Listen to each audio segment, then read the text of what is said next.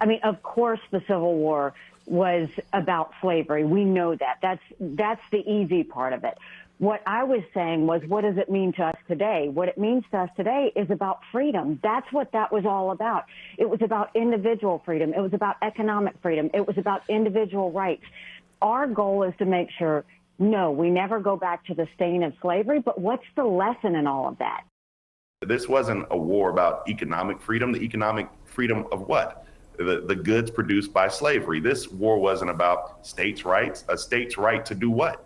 Enslave people. I mean, so it's silly. I know she wishes she was talking about something else. I think it was just a gaffe. I mean, I think if she had it to do over again, she would have said, of course, it was fought over slavery, and moved on and continued to talk about the things that are motivating her campaign. So it was an easy one to answer. She flubbed it. It's also an easy one to clean up and just say, I misspoke. This was, obviously slavery was the cause of the Civil War, and I want to talk about the future of this country, etc. Because back in 2015, there was also an issue in this same line of questioning. I want to let you listen to what she said back then, because it does mirror kind of how she dealt with this question, which makes me wonder if it was a flub or just trying to figure out, as Bakari said, putting herself in a pretzel, trying not to say something that might upset the base voters. Listen.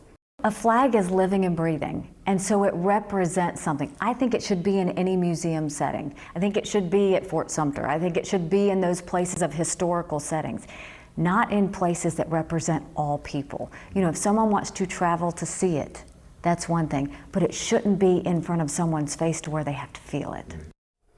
So that's when she took the Confederate flag down after the horrific church shooting that killed so many Black Americans there in South Carolina. Someone pick this up and go with it, or are they just going to stand back and let her deal? Well, my assumption is they're just going to try to let her deal with this. I don't know what Bakari thinks, but as a campaign matter, if I were in their shoes, Bakari, I would just let her try to deal with it. There's no reason to pile on today. She's made a big mess. It's hard to make it any worse. But if I was DeSantis listening to Scott Jennings today, I would definitely just let her continue to wallow in this kind of self-inflicted wound that she created. Ramaswamy, he can only make it worse for himself and her. I don't think he has the capacity or depth to even deal with issues of race. And so I think that the individuals who, and no telling what Donald Trump will do, you should stay out of it, which means Donald Trump probably will jump headfirst into it.